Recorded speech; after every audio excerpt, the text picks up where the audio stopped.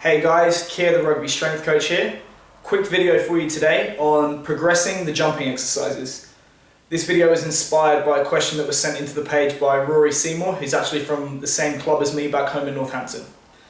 So, this video, I'm not going to get into the detail of discussing whether or not you should be doing the jumping exercises or plyometrics in your rugby strength and conditioning program, because the answer is 100% yes. And if we go into the reasons why, that could be a 30-minute video on its own. So I'm going to assume that you're doing the jumping exercises in your program and just talk about the progression that I use when I write my programs. So first off, I'm going to say the biggest mistake that I see when rugby athletes perform jumps or plyometrics in their training programs is that they just go straight into the most intense exercises, stuff like hurdle bounds, stair jumps, depth jumps, stuff like that. And they perform them with way too much intensity and way too much volume far too early in their program. Now, although they look very different, the jumps and plyometrics are no different to any other exercise that we perform in the gym or on the field. Everything that we do is a skill that has to be learned. Obviously, some skills have more force or speed involved, but they're all skills and they have to be learned.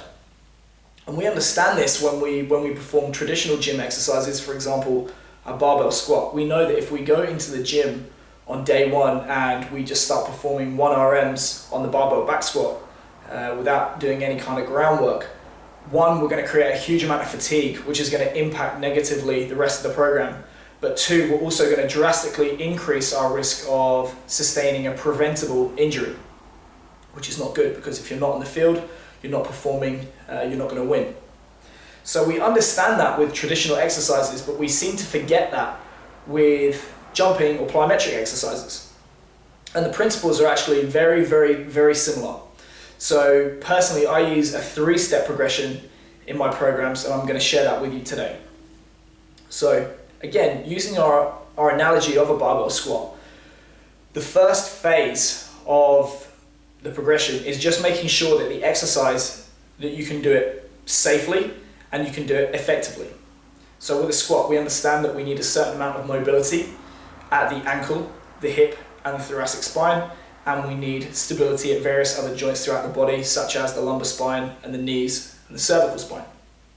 If we don't have that, there's no point performing the exercise in the first place, because we can't do that. So the first thing we have to do is to secure the requisite mobility and stability required to perform a jump.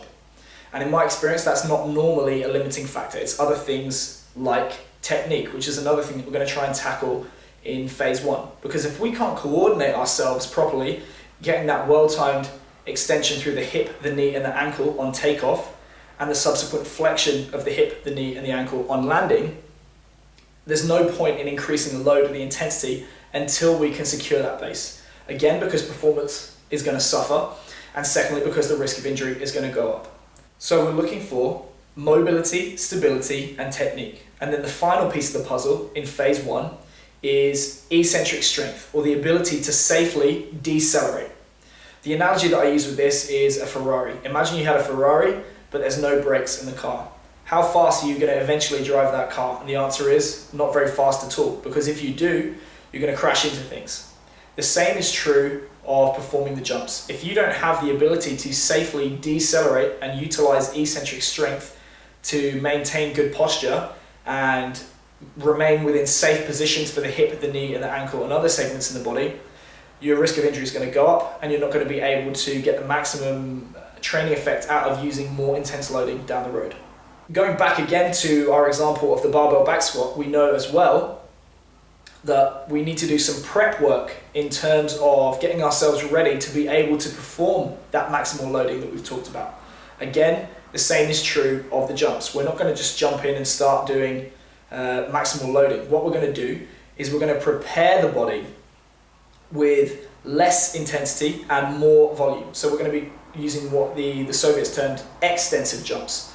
And when we're doing these, we're not really concerned with the height of the jump or the distance of the bound or anything like that. What we're really looking for is to just accumulate volume and prepare the body, strengthen the connective tissues, further refine the technique and also start to introduce that skill training element of utilizing the stretch shortening cycle, because that is a skill that has to be trained and we're going to have to use that on the field.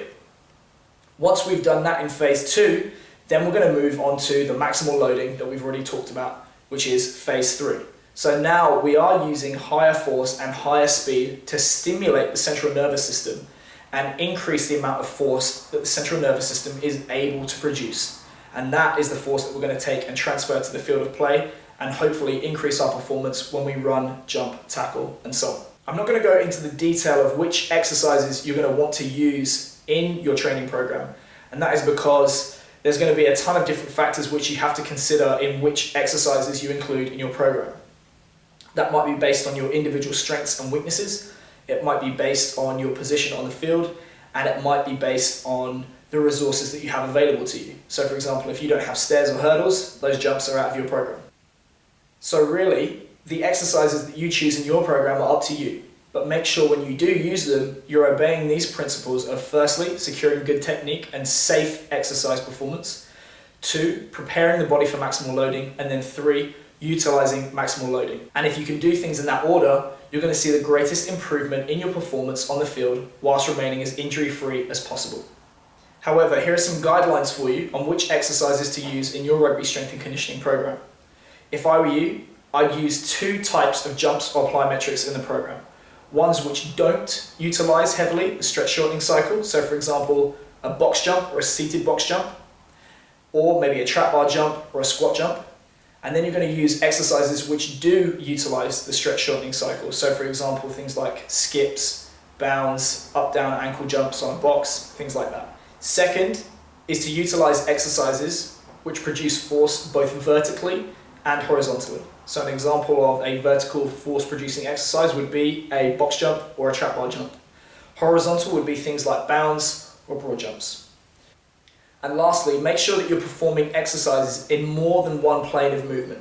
We know that on the rugby field we have to be able to produce, transmit and absorb force in all 3 planes of movement in order to maximize our performance and stay safe on the field.